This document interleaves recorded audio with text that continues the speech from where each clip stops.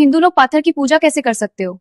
उस बेजान मूर्ति में भगवान रहते हैं, ये तो मजाक ही होगा। ये तो सिर्फ आपका पाखंड है। हमें तो इन खिलौनों की जरूरत नहीं होती। देवी, आपके प्रश्न का उत्तर मैं जरूर दूंगा, लेकिन क्या आप वो सामने वाली तस्वीर यहाँ मंगवा सकती हैं? जरूर, ये मेरे स्वर्गीय पिता की तस्वीर है। मैं उनसे बहुत प्रेम करती हूँ। बहुत सुंदर तस्वीर है। अब मेरा आपसे एक छोटा सा निवेदन है, इस तस्वीर पर थूक दीजिए। What?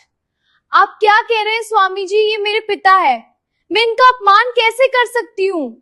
इस पर सिर्फ रंग लगे हैं, इसमें न जान है न ये बोल सकता है। इस पर थूकने से आपके पिता को कैसे चोट लगेगी? थूकिए वो।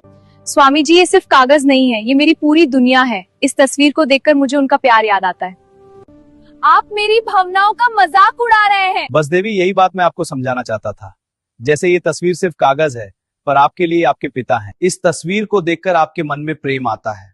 बिल्कुल वैसे ही हम हिंदुओं के लिए मूर्ति सिर्फ पत्थर नहीं होती, वो हमारे ईश्वर का प्रतीक होती है। उस मूर्ति के माध्यम से हम उस परम शक्ति को महसूस करते हैं।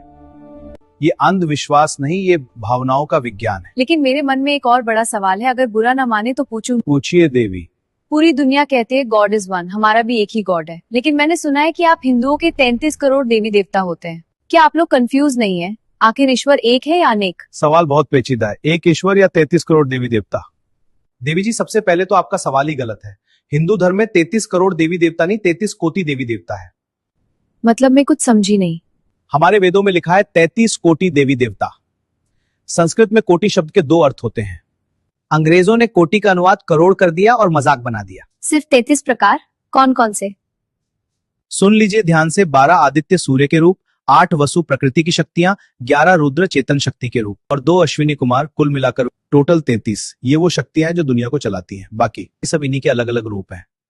आपकी बात समझ आ गई कि 33 करोड़ नहीं बल्कि 33 कोटि देवता हैं, लेकिन फिर भी 33 ही क्यों? आपका भगवान ऑल इन वन नहीं है? ये एक गंभीर प्रश्न है। विद्या के लिए सरस्वती, पैसे के लिए लक्ष्मी, रक्षा के लिए हनुमान, इतने सारे अलग अलग भगवान की जरूरत क्या है? सीधा मुख्य भगवान से बात क्यों नहीं करते? जेनिफर, तुम्हारे देश को कौन चलाता है? हमारे प्राइम मिनिस्टर। तो क्या तुम्हारे प्राइम मिनिस्टर खुद जाकर सड़कों पर झाड़ू लगाते हैं? क्या वो खुद बैंक में बैठकर पैसे गिनते हैं? या खुद स्कूल जाकर बच्चों को ABCD पढ़ाते हैं? क्या इतने सारे काम अकेला प्राइम मिनिस्टर कर लेता है? नहीं, वो तो PM है। काम करने के लिए उनके पास अलग अलग मिनिस्टर्स होते हैं, जैसे education minister, finance minister, defence minister.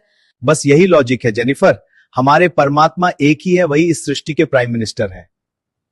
लेकिन इतनी बड़ी सृष्टि को सिस्टमैटिक तरीके से चलाने के लिए उसने अलग अलग विभाग बांट रखे हैं। जैसे अगर तुम्हें नॉलेज चाहिए तो एजुकेशन मिनिस्टर के पास जाओ, यानी माँ सरस्वती।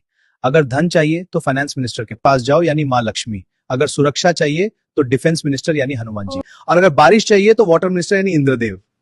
ओह, तो ये सब एक गवर्नमेंट सिस्टम की तरह काम करता है। बिल्कुल। हम अलग अलग देवताओं की पूजा इसलिए करते हैं ताकि उस विशेष शक्ति का लाभ ले सकें। लेकिन याद रखना जेनिफर, मिनिस्टर कोई भी हो, पावर उसी एक परमात्मा से आती है। वाओ, इतना ऑर्गेनाइज सिस्टम।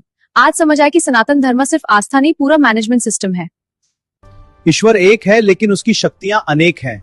सही चैनल चुनिए, अर्जी जल्दी सुनी जाएगी।